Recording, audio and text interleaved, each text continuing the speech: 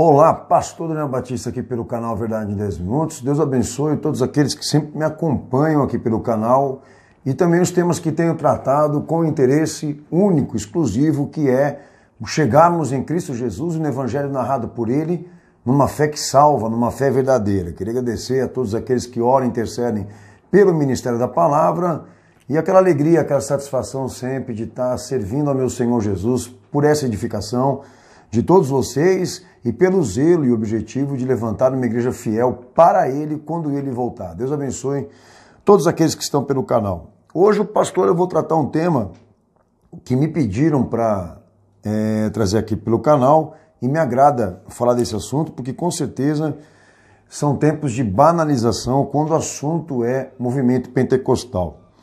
Mas, antes de tudo, gostaria de avisá-los que todos têm essa mobilidade, essa liberdade de se expressar aí nos comentários. Vocês podem ver que eu não excluo nem aqueles que vão contra e também sugestionar aquilo que vocês gostariam que o pastor eu estivesse tratando aqui com vocês à luz da palavra de Deus, o oráculo falado do nosso Senhor Jesus. Tá? Lembrando que esse tema é um tema complexo, eu vou estender um poucos minutos hoje. Tem gente que não se agrada porque entram aí e falam 10 minutos, ele pensa que é 10 minutos mesmo, mas os temas que eu trago aqui são temas difíceis para ser tratado e abordado com tão pouco tempo, tá bom? Bom, o tema é movimento pentecostal e eu queria deixar um texto aqui para vocês de Mateus 22, 29, quando o Senhor diz que errais por não conhecer as Escrituras e o poder de Deus, tá? Ele define claramente aqui que o poder de Deus está unido e é inseparável à autoridade das Escrituras. Não se pode tratar o poder separado da autoridade das Escrituras. Aquilo que ela fala, aquilo que narra, aquilo que diz, ali precisa ser a ótica de tudo aquilo que está acontecendo hoje dentro da igreja a nível de movimentos espirituais, ok? Eu vou começar aqui pela questão do que na verdade é o Pentecoste, unido a essas descrições temporais que é o pentecostalismo e o neopentecostal, né? O movimento neopentecostal, ok?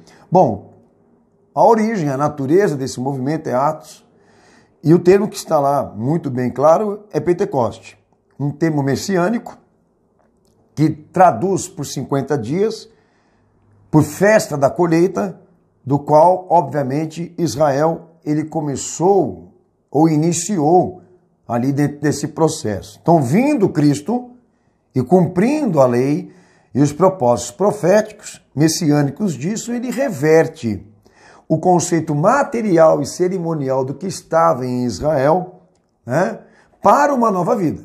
Ele pega o conceito materialista disso, o conceito cerimonial disso, do que Israel praticava à luz da lei e dos mandamentos que Deus confiou a Moisés, e converte e inverte esses acontecimentos antigos e testamentários para uma nova vida, cumprindo aquilo que Joel havia predito de que o Messias seria, aonde o poder e a bênção são evidências e fatos dentro da igreja, não só meras coincidências ou aparências, que é a ênfase que está lá no Antigo Testamento. Não, agora é uma nova vida. E o concreto e o fato é que o poder de Deus gera, regenera, transforma, converte, traz em evidência os fatos da redenção que Jesus cumpriu e dentro da igreja, porque tem um caráter restrito. Dentro da igreja porque fé, admissão, aceitação, indivíduo cristão. Ok?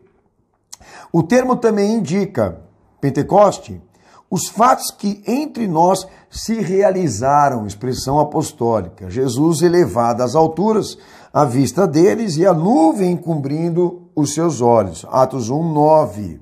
O Pentecoste é um acontecimento da ascensão de Cristo, onde ele, quando vence, triunfa, é glorificado e sobe às alturas, assinala o começo da atividade do Espírito Santo dentro da igreja e da plenitude gloriosa do Cristo ressurreto, que é o evangelho narrado e o evangelho como ordem de fatos, de ocorrências perceptíveis, de evidências testemunhadas, etc, etc, etc. Então, na dispensação, antes está a ascensão. Convém que eu vá, porque se eu não for, o Consolador não virá. Então notem os senhores que isso está canalizado no nome do Senhor Jesus. É um acontecimento que ele é exaltado, um acontecimento da qual ele é a ênfase, ele aparece, ele é o fundo e a essência disso. O Pentecoste é um acontecimento da glória dele, da vida dele, da obra dele, da vitória dele, do triunfo dele, que na dispensação, por vontade do Pai e obra do Filho, o propósito de Cristo com o Espírito Santo dentro da igreja é dominar esses três aspectos da igreja que eu venho falando para vocês: a fé, o comportamento e o ministério. Ato único que obviamente nunca será repetido novamente. Aquilo que aconteceu em Atos, aconteceu em Atos. Aconteceu naquele período e se estende para nós. Aí que eu entro no mérito. Por que pentecostalismo? Por que entrar nessas divisões e nessas etapas da história da igreja, se a igreja ela é ininterrupta? Eu vou falar um pouco sobre o pentecostalismo que vem antes do que nós estamos vivendo agora. E há uma implicação. A igreja é ininterrupta, o acontecimento da dispensação também. Ok? Nós não temos um Deus inativo, ou seja, que se permite ser compreendido e entendido por noções variáveis, tá? Ele fala por si mesmo quem é ele, o que ele quer disso, etc, etc. Que teologia é isso, né? É respeito ao que ele falou de si mesmo e determinou a nós. Mas vamos lá. O pentecostalismo traz noções que são contraditórias. Primeiro, ser um movimento de renovação. A palavra renovação é uma palavra messiânica, gente. Isso se cumpriu em Jesus e triunfando ele pôs à disposição dos homens até o dia de hoje. Então, o recurso está aí, é perfeito, de nível elevado que ele cumpriu. Tudo que ele fez está, na verdade, testemunhado e à disposição de homens e de crentes. A renovação, sendo aplicada de novo para a igreja hoje, é um equívoco. Por quê? Porque a renovação, como o novo nascimento, não pode ser repetido. É tão equivocado dizer, uma igreja lá recebeu a renovação. Como eu dizer, eu nasci 2 vezes em Cristo Jesus. Não tem 2 nascimentos em Cristo Jesus. Uma pessoa não nasce em Cristo Jesus 2 vezes. É mais fácil dizer que ela nunca se converteu do que eu dizer que ela 2 vezes conseguiu nascer em Cristo. Então, como que eu posso destruir aquilo que Jesus construiu? É um equívoco. Então, a palavra renovação, como reavivamento, pastores usam muito essa expressão, tudo isso é uma máscara, é um pó, é uma maquiagem para esconder uma igreja cheia do pecado. Porque o problema da igreja é isso, ela não sobe para a dimensão do Pentecoste, porque ela está cheia de iniquidades e de pecado. É simples. Tem que ser feita ali uma reforma moral e espiritual naquela igreja para ela participar disso que aconteceu lá atrás na era primitiva. Deus não está inativo. Aquilo se estende para nós, só que eu não participo por quê? Porque eu não cumpro o padrão. Eu não cumpro as exigências. E a implicação é essa, eu estou fora da graça. Agora, para o pastor, né, ser político comigo, é mais fácil ele chegar para mim ou para a igreja e dizer, nós estamos precisando buscar uma renovação, um reavivamento. Não existe isso para quem está no pecado, não. Isso aí é outra coisa. É arrependimento, é conversão. Que nem Pedro fala, né? A porca que voltou para a lama e o cão que voltou para o vômito. O provérbio, cumpre o provérbio. Baseando-se no quê? De que aqueles que voltam para o pecado depois de terem conhecido a plena verdade cristã, eles dão prova de que eles nunca se converteram. Então não há uso repetitivo na promessa messiânica. Ou seja, a renovação não se aplica para a igreja hoje. Se aplicou para aquela que abriu as portas do fato e nós temos que participar. O que se aplica para a igreja hoje é outra coisa. É falta de conversão. Então muitos pastores usam essa ideia de renovação para mascarar. Então o pentecostalismo e os neopentecostais nunca poderiam existir na avaliação teológica bíblica, porque a igreja é ininterrupta, a igreja é uma coisa só, Deus controla a história e nós temos que saber aonde estamos dentro daquela igreja lá. Aonde a gente está dentro daquela igreja lá? Estamos fora, estamos dentro, e aí? Porque aquela recebeu a renovação da qual nós podemos participar, ok? Outra coisa importante sobre essa ideia de gerar divisões históricas, né? O pentecostalismo, os neopentecostais, que isso é coisa absurda de intelectuais. Experiência direta e pessoal com o Espírito Santo. Olha só, o pentecostalismo visa uma experiência direta e pessoal com o Espírito Santo. O Espírito Santo precisa ser buscado. Eu não sabia disso. Mateus 3,11, verso 12, João Batista anunciando Cristo, ele diz que Jesus é quem batiza o homem com isso. Isso é uma consequência da fé. É um fato da fé, da união com Cristo. O poder é uma consequência da aceitação de Jesus. É uma ocorrência que vem para mim decorrente a minha união com Cristo. Ele é a videira, eu sou o raminho. Único isso gera vida, gera Pentecoste, gera sobrenatural e ações sobrenaturais da parte de Deus. Eu não tenho que buscar o Espírito Santo. Que história que é essa de ficar buscando o Espírito Santo? Porque ele está perdido. Então, dois equívocos que eu apresento para vocês aqui, tá? De que a igreja estava em Atos ali, esperando pela promessa do alto, e a dispensação caiu sobre ela como o Senhor havia pedido a eles, e eles obedeceram, se cumpriu sobre eles como padrão, como exemplo para nós de como as coisas deveriam acontecer hoje aqui. A ênfase é a fé, a ênfase é a decisão concreta em Jesus Cristo, ou seja, o que Ele é para mim, o que eu estou disposto a fazer pelo que Ele fez por mim, o que eu quero agora cumprir na minha vida, do que Ele me ensina, do que Ele me ensinou, e tudo penhorado nele, para que Ele venha dividindo, compartilhando os despojos dessa riqueza gloriosa que Ele conseguiu por intermédio da sua obra. Então João Batista disse: eu vos batizo com água para arrependimento, mas Ele vos batizará com fogo e com o Espírito Santo. A igreja não tem acesso a isso, tá? Então esses termos usados pela academia dos intelectuais, pentecostalismo, neopentecostais, como evangélico, evangelical, evangelicalismo, tudo isso daí é um besterol desgraçado para fazer você ficar confuso diante dessas coisas. Essas modalidades surgiram exatamente para representar a perca de noção do que é o evangelho. A igreja é uma coisa só, e nós temos que saber se nós estamos dentro ou fora dela. E a avaliação parte de você. Ok? Então ninguém busca o Espírito Santo. O que nós temos que buscar é o Salvador. Buscando Ele e estando unido a Ele, a promessa chega para nós. Não vai ser derramada, tá? Porque ela já está aqui. A gente entra e participa. É o salão, a festa, a comemoração de que Deus deu o Cordeiro e o Filho dele pela nossa salvação. Entra na festa que a coisa vai rolar. Se não aconteceu na tua vida, é porque você tem alguma obstrução e algum impedimento na fé.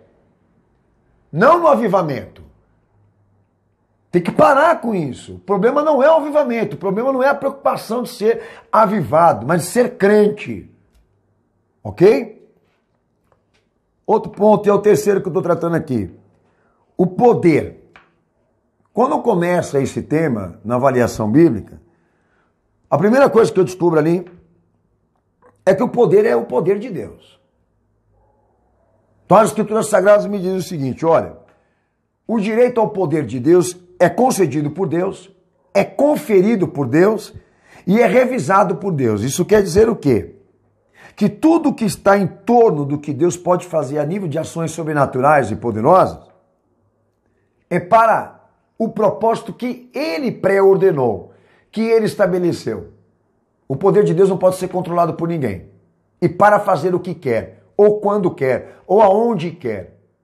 O poder de Deus é usado para edificação do corpo, para uso ministerial do plano pré-ordenado que foi anunciado pela boca do Filho dele, o nosso Senhor Jesus.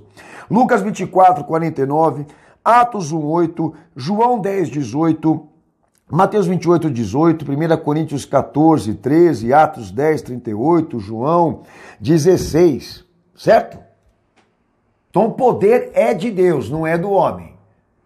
E sendo dele, está concedido por ele, para quem ele quer e da forma como ele quer, conferido por ele, para saber se quer realmente almejar os objetivos que ele determinou, e revisado se está dentro dos princípios, se está dentro das normas, se está dentro do padrão, etc, etc, etc. E para a edificação da igreja, ou seja, não pode ser usado pelo homem como ele quer. Quarto ponto. O poder de Deus tem duas maneiras de operar. Prioridades máximas. A primeira, a pregação do evangelho, que está aberto para os crentes. Quer dizer o seguinte, esse vento não bate em qualquer lugar. A dispensação está sobre aqueles que estão confirmados na fé. Aconteceu lá e é padrão. 1 Coríntios 1, versículo 18 e 24, para tirar qualquer ideia ou qualquer esperança de que o Espírito Santo venha a ser uma porção mágica que venha a cair em outras confissões, em outras correntes religiosas, como alguns pensam sobre o movimento carismático aí. Isso é doideira, isso é maluquice. Porque o padrão que foi cumprido lá se estende para nós como exemplo. E a primeira maneira do poder de Deus operar em nós é fazer o evangelho progredir em nossas vidas e prosperar com almas. Outro segundo ponto, da maneira do poder de Deus operar, mediante a disciplina.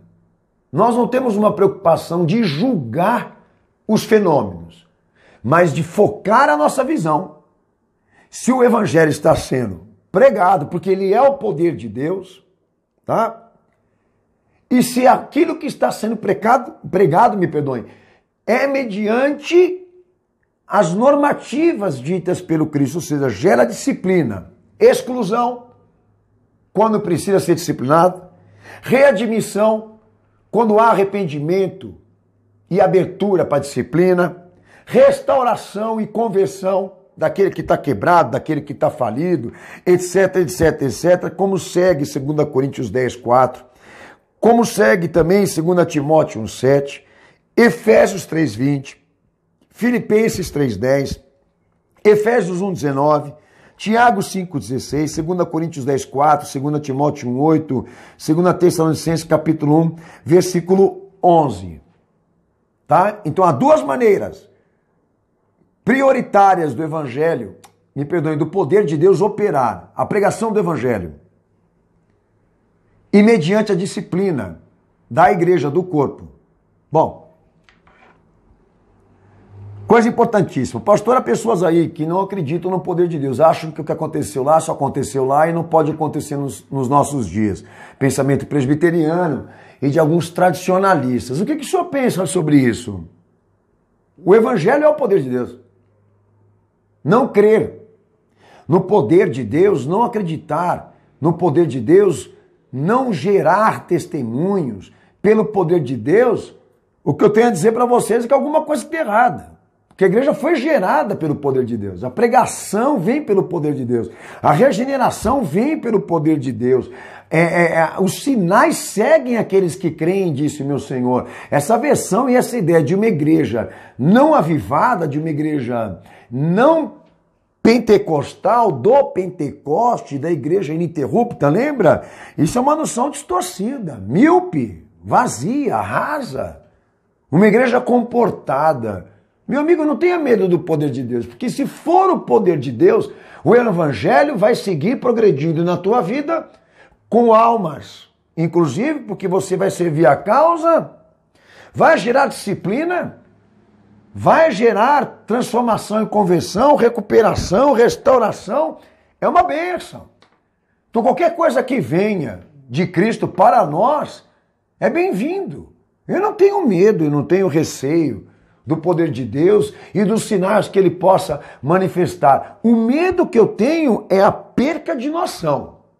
Quando a igreja passa a agir de maneira particularizada, de maneira individual. Aí, meu filho, acontece o que está acontecendo, geram-se as divisões dentro da história, cada um para o seu lado, entendendo da maneira como quer, como eu já falei aqui para vocês, buscando o Espírito Santo, um culto baseado no Espírito Santo, entendeu? Tem toda a probabilidade de virar uma igreja espírita ou espiritualista. Porque perdeu noção de que o que salva é a fé. De que o que salva é a visão centrada no Filho de Deus. E não no poder. Então são esses erros que vão surgindo dentro da igreja que, infelizmente, geram isso que eu vou tratar ainda mais adiante da minha fala aqui. Ok? Mas o poder é o poder de Deus, né? Está concedido por Ele, conferido por Ele, revisado por Ele e deve ser usado para edificação do corpo, é uso ministerial, me perdoem, dentro de um plano pré-ordenado. O padrão está lá e o padrão tem que seguir para os nossos dias. É assim que funciona. O poder de Deus que opera de duas formas, visa a prioridade da pregação do evangelho com conversões e gerando crentes, e mediante a disciplina, ou seja, se o Espírito Santo está na igreja, ele exclui quem está em pecado, ele readmite quem quer se arrepender, ele restaura quem quer se libertar, quem quer se converter, a igreja dos doentes, concordo, mas tem que acontecer alguma coisa, porque do jeito que está, não pode ficar, segue ainda. Bom, o cumprimento, ponto 5 que eu estou tratando aqui, quinto ponto, o cumprimento do poder de Deus na igreja, notem, é o progresso para o evangelho.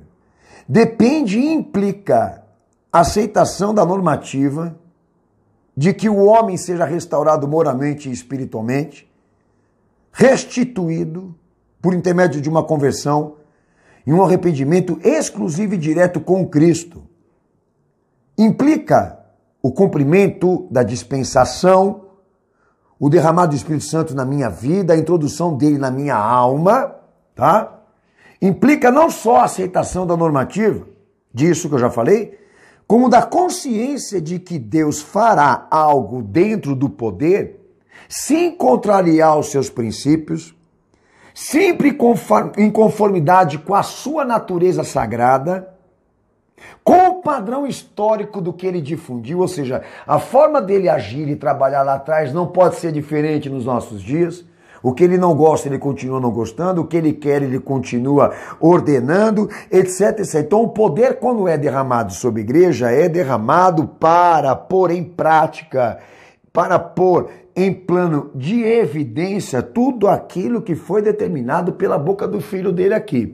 Se alguma coisa acontecer dentro do poder que contrariar a autoridade dele, então alguma coisa está errada. Porque o poder dele não é derramado sem a sua autoridade. Poder e autoridade, já comecei a falar aqui no início disso, eles estão unidos e são inseparáveis. É que nem consciência e fé. São inseparáveis. Não se fala de fé sem revelação, sem palavra, ok? Palavra viva, do Cristo, tá? A mesma coisa é Pentecoste, ok? A semente foi plantada, ela precisou morrer para gerar vida, e quando gerou vida, gerou videira, e todos aqueles que entram na videira recebem dele a transmissão disso. E a transmissão do Cristo para nós implica em quê? Em transferir conduta, caráter, noções básicas de comportamento, moral, missão, serviço. Então qualquer coisa que aconteça dentro do sobrenatural e da esfera do poder, Deus entende que tudo que ele transmitir a você a nível de poder, e eu creio em tudo que Deus pode fazer. O Deus do impossível, eu creio. Eu creio no poder de Deus. Mas num poder que não contraria os seus princípios, que não contraria a sua natureza sagrada, que não contraria os seus mandamentos, que não contraria a sua fala, que não contraria a sua vontade, etc, etc, etc. O padrão histórico disso, ok? Do que foi feito lá, os sinais vão de seguir, aqueles que creem. E aqueles que creem nisso. Deus é imutável, ele não muda, ele não varia, ele não se deixa ser levado por paixões ou influências, ele não consulta homens para julgar. Ele é imutável. Agora vamos falar do equívoco. É o último ponto. Meu tempo é curto. Equívocos que eu vou citar aqui. O poder institucional. Quando o poder é derramado sobre a igreja, sobre o pastor, sobre aqueles que ministram, sobre aqueles que servem à causa. Disso que eu estou falando, a igreja apostólica recebeu o poder, por isso Atos dos Apóstolos, porque receberam o poder para realizar aquilo que Jesus havia ordenado, certo? Vamos lá. Recebendo o poder de Deus, eu não posso confundir equipação, capacitação potencial com posse. Eu não recebi o poder de Deus para me tornar poderoso diante dos homens. Isso é um equívoco. Deus não derramou o poder dele pelo Filho para me tornar poderoso diante dos homens. Ou seja, a glória não é minha, é do Senhor. Atos 8:19 configura fraude. Todo aquele que tem por intenção entrar na graça para possuir o poder de Deus a fim de controlar esse poder. O poder é incontrolável. O direito é concedido, lembra? Por Deus, conferido por Deus e revisado por Deus, ou seja, o evangelho é a ótica disso. Então nós não temos que confundir potencial com posse. Deus me deu capacidade para realizar a obra dele como ele quer. Eu não tenho como controlar isso. Há situações no evangelho, aí entra a banalização, de que Jesus visitou lugares onde a incredulidade era tanta que ele não fez milagres ali. E poucos milagres ele realizou, é uma expressão que está lá. Vejam só vocês.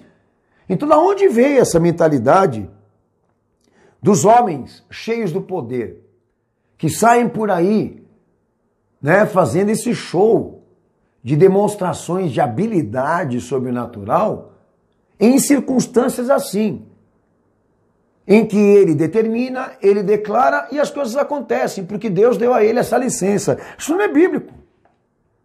Por isso que está banalizado. Porque esses homens se tornaram uma referência que compete só a Cristo exercer. A prerrogativa é dele, não é do homem. Agora Deus deu uma unção especial para o pastor Daniel lá, e ele está saindo por aí fazendo um monte de coisa aí, porque ainda diz ainda, se você não tiver fé, eu tenho fé. Então, como eu li no texto do meu Senhor, vocês erram por dividir o poder da autoridade bíblica. Essa divisão, essa separação está causando destruição, né, para as igrejas hoje, e me parece que ninguém quer reparar, que ninguém quer enxergar isso. Estou num culto, estou pregando, estou ministrando, e tudo aquilo que eu estou falando repetidamente, porque foi ouvido na boca do Filho dele, do nosso Senhor, vai ser revisado, vai ser conferido, e me foi concedido. Então pode ser que eu ore por aquela pessoa e nada aconteça, como pode ser que eu ore por ele e alguma coisa aconteça, porque está de acordo com a fé. Não é com base no que eu determino, nem do que eu declaro, porque a autoridade máxima na igreja é Cristo e a palavra dele. Tomem cuidado com estes homens do poder, homens que fazem fogo descer do céu. Para mim, quem faz fogo descer do céu, nas escrituras, é o diabo, é o anticristo que vem aí. Bom, outro equívoco, o êxtase. Invocações generalizadas, embriaguez espiritual, línguas estranhas, danças dentro da igreja. O senhor é a favor, pastor? Eu não tenho nada contra, desde que venha dele e atinja esses objetivos que eu tratei com você aqui. Tudo bem. É gozado, porque tem algumas aí que eu rio muito. Inclusive aqueles que batem asa, que eu falo, o cara vai voar, hein? Inclusive eu fiz aí esses dias o vídeo dos lobos devoradores, que está até no canal, fiz questão de colocar para vocês. E não falta para nós matéria de banalização. É uma coisa assustadora que está acontecendo dentro da igreja. Mas eu disse a vocês, eu não vou julgar os fenômenos, eu vou julgar as prioridades. Mas vamos lá. O êxtase, ficar estático, certo? Os profetas ficavam. João mesmo, quando foi para receber a revelação e a extensão da revelação escatológica do nosso Senhor Jesus, eu nem imagino como aquele homem foi arrebatado lá para receber o que ele recebeu. Ele deve ter ficado estático, né? Tomado de temores. Tudo bem, eu creio.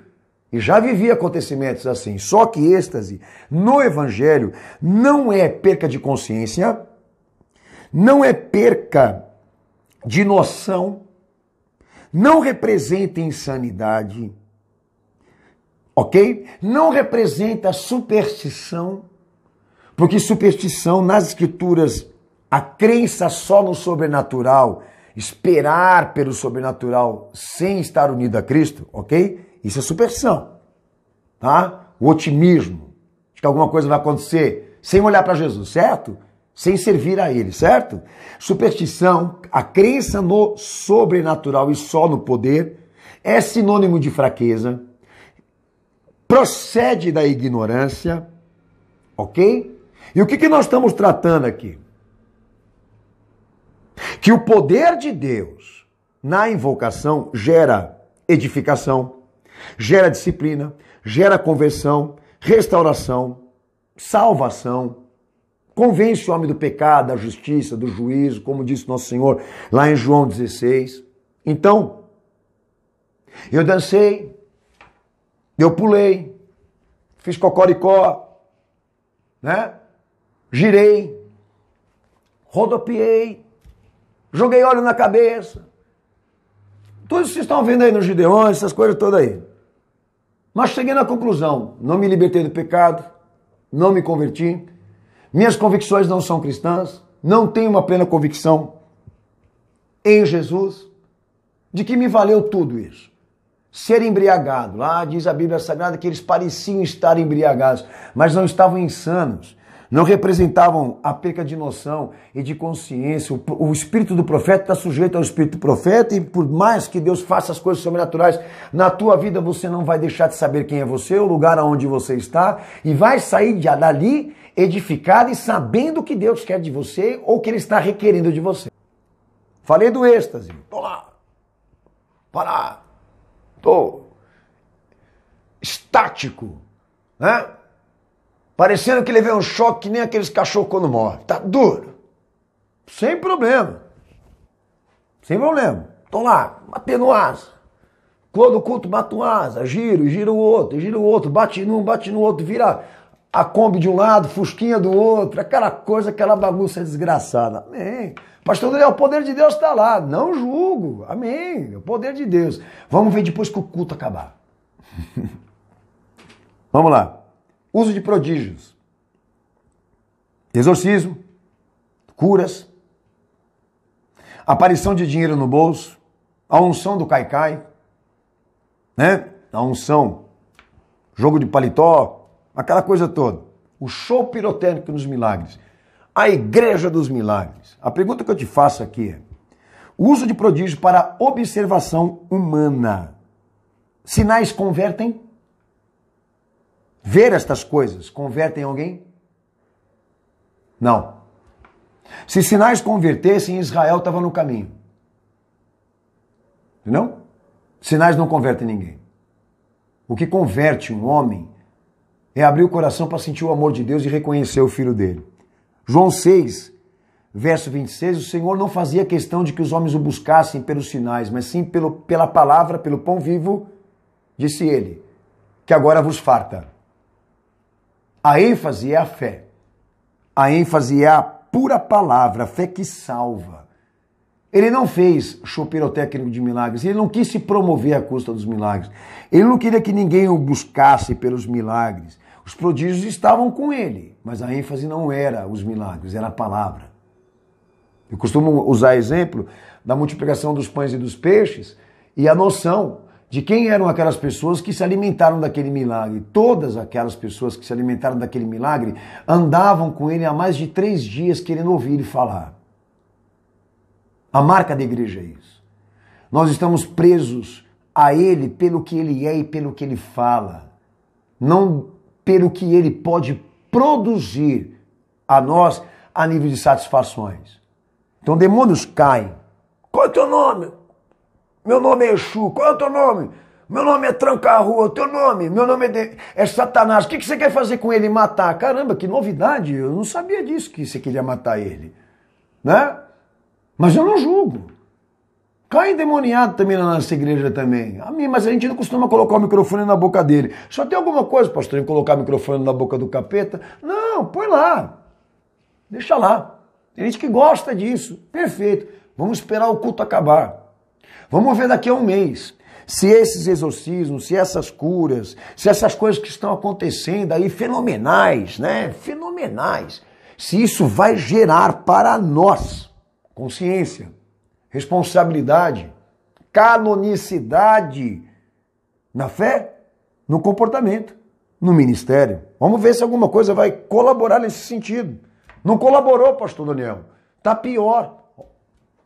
Qual a avaliação que o senhor tem? Meu amigo, se falta as prioridades, os elementos essenciais do evangelho, o que a gente pode definir? Dos homens do fogo? Né? Das invocações generalizadas, gente embriagada, gente dançando, gente falando língua estranha, exorcizando, curando, aparecendo dinheiro no bolso, caindo para trás, sendo arrebatada para o inferno, como fizeram uma pergunta para mim outro dia, pastor, o que o senhor acha, pastor, do pessoal que desce lá no inferno e volta, já foi umas trocentas vezes. Eu acho uma pretensão, porque o meu Senhor desceu lá e subiu para me dizer o que tem lá. Eu preciso ir lá para conferir se isso é verdade? É uma pretensão, mas não julgo. A pergunta que eu faço é, para que Deus levar esse cara tantas vezes no inferno para convencê-lo de que Jesus é Senhor e Salvador? Sinceramente, eu não vejo. Mas se o cara se converter, valeu a pena as viagens dele para lá. E os que foram para o céu lá, pastor, o que o senhor acha? Os que foram para o céu, a mesma coisa. Se tomaram Santa Ceia da bandeja do anjo lá, vou acreditar, mas quando ele voltar, vou querer ter uma conversa com ele. Como é que você é como cristão? Na condição de pai, de esposa, na condição de agente civil, de cidadão, na condição de discípulo, de um membro do corpo. Como é que está a tua situação perante Cristo, o evangelho que ele prega? Como é que está teu serviço pela causa, pelas almas que estão aí padecendo sem a fé, sem o conhecimento, né? Estranho, vocês caem, vocês exorcizam, vocês curam, paralíticos andam, cegos enxergam, são arrebatados para o céu e para o inferno, mas ninguém prega a vinda de Jesus, ninguém prega a volta de Cristo, ninguém fala da escatologia, todo mundo oculta esse conhecimento, sendo que a Bíblia diz, o Espírito diz e a noiva diz, vem Senhor. Então tá tudo muito estranho nesse negócio aí. Não há proibição no êxtase, não há uma proibição no uso de prodígios, não há uma proibição. Mas isso acompanha as essências. O uso de predições, profetas, sonhos, visões, revelações. O senhor também é contra, pastor? De forma nenhuma. Eu sou isso e um pouco mais. Porque eu não estaria hoje aqui, no caminho de Cristo, se eu não tivesse vivido um pouquinho disso que eu estou falando aqui com vocês. Sou crente de ir para o monte, entrar no meio do mato, ver graveto pegar fogo, mas nada disso colaborou para mim ser o que eu sou hoje. O que eu sou hoje é fruto da minha união com o meu Senhor. É maravilhoso quando é feito com Ele. Entendeu? Profecia, revelação, mas o uso de predições não está proibido. A Bíblia é profecia pura. E Deus não está inativo, Jesus continua falando. Mas vamos lá. Qual o problema do uso de predições? E dos cumprimentos? Porque nem toda profecia que se cumpre pode ter sido falada por Deus. Tem que tomar cuidado com isso aí. Ah, o número da tua chapa, do teu RG é tal coisa lá. Tem que tomar cuidado. Não estou pedindo para você duvidar. Mas toma cuidado. Por quê? Porque toda predição, toda profecia falada por Deus se origina do fato. Ou seja, nunca podemos negar a realidade. Ao mesmo tempo que Deus está falando, há uma realidade, há um fato aqui. Ou seja, Deus está falando com quem? É um primeiro fato. Ah, Deus está falando que vai dar vitória para esse cara aí. Mas quem é esse cara aí? Para dar vitória para ele? Caramba! Acabou de matar um cara ali, entrou na igreja e o profeta falou, Deus vai te dar vitória e vai abrir a porta para você, você entendeu? Há um fato concreto naquilo que Deus fala. Tudo que Deus fala tem que corresponder aos fatos também. Nós não podemos ignorar os fatos. Porque Deus é controlador da história. Ou seja, Deus, ele não contraria os seus princípios, lembra? Ele exerce santidade naquilo que administra, naquilo que faz dentro do seu poder, julga reto, estabelece conselho, purifica, restaura, traz redenção, uso ministerial. Vamos lá? Tive um sonho, tive uma visão, recebi uma revelação, mas te disciplinou? Colaborou para que você realmente pudesse construir ou subir mais um degrau daquilo que você é, daquilo que você está? Quais foram as repercussões? Qual é a mensagem que você recebeu? Está condizente com a tua realidade? Julgou o seu padrão? Trouxe a verdade oculta? Trouxe à luz aquilo que você não quer que seja revelado? Ou mascarou, maquiou, encobriu mais ainda? Então de que vale predições E de que vale os cumprimentos? Se o povo continua perdido no pecado, não sendo revelado nos fatos e fatos que estão em evidência, pelo amor de Deus, tem coisas que eu não preciso nem receber revelação, que está diante de mim, caramba. Não preciso nem lá consultar para o Senhor, porque a própria Escritura Sagrada já condena. Agora, quando você vê profetas que não trazem o conselho do Senhor bíblico, que não trazem a ênfase do evangelho praticado, as normas e as noções daquilo que temos que ser, daquilo que temos que viver, ou daquilo que temos que nos libertar, é mero otimismo. Creia, Deus está abrindo uma porta, é mero otimismo. Creia, Deus vai fazer isso, é mero otimismo. É superstição deliberada. Estimular as pessoas dentro de um Deus fantástico, que opera, faz maravilhas, faz o impossível. Isso é mágica. Porque Deus não opera propósitos se nós não estivermos incluídos nisso. É simples, o padrão histórico me prega isso. Um exemplo, Ezequiel no Vale de Ossos. O que os ossos e os cadáveres representavam? A noção de que aquele povo estava perdido. Deus deu a ele uma visão, a simbologia pregou a ele o sentido daquilo, e Deus preparou ele para entregar a mensagem. As coisas funcionam assim. Os ossos e os cadáveres representam, né, pessoas que caíram em combate, que foram vencidas pelo pecado. As descrições, de acordo com os fatos daquilo que esse povo vivia. E é aquela coisa, né? Israel visto aqui de baixo é de um jeito, de cima é outro. Então nunca descreia do poder de Deus, nunca ponha dúvida do que Deus possa fazer, mas sempre carregue isso com você. Aonde estiver o poder de Deus, está a autoridade bíblica. Cumpre o padrão histórico disso, Deus é controlador disso, e jamais o poder de Deus vai contrariar os princípios, vai contrariar esse padrão, vai pôr, né, em contradição o filho dele, o que o filho dele pregou, o que se cumpriu naquela igreja lá. Porque lá eu vi uma igreja progredindo com conversões. E hoje eu olho para esta igreja cheia do poder e não vejo um convertido. Esse é o nosso problema. O nosso problema não é se focar nos fenômenos. O nosso problema é enxergar desses fenômenos alguém que saia lá convertido, purificado, crente, fiel e pregador do evangelho verdadeiro. É isso que nós estamos sentindo falta. É da consciência. É da verdade. É da produção das virtudes, o estender dos atos de Cristo. Então o apelo que eu faço para vocês dentro desse tema aqui é que vocês não fiquem muito na questão de ficar julgando os fenômenos que vocês escutam das pessoas, mas coloquem em plano o fato daquilo que foi tratado com vocês hoje aqui. A maneira como o poder de Deus opera e as prioridades que o poder de Deus visa agora alcançar na nossa vida por intermédio da dispensação, que, volto a dizer, não haverá repetições. Já foi feita, é só entrar para dentro, cumprir as normas, cumprir o padrão e receber de Cristo o batismo dele. Creia, Deus é poder e o Evangelho também é. Um abraço, espero no próximo tema tratar com vocês. Essa aqui me divertiu um pouco, porque conforme eu fui falando aqui, já comecei a lembrar, né, daqueles que batem asa, comecei a lembrar daqueles que pulam em piscina, já do óleo que caiu na cabeça, está lá no Lobos Devorador, eu já comecei a ter vontade de começar a dar risada aqui. Amém? Um abraço a todos, fiquem na paz do Senhor Jesus. Próximo programa eu volto com outro tema. Maranata, ora vem Senhor Jesus. Ele volta, está voltando, os sinais pregam isso. Deus abençoe todos vocês.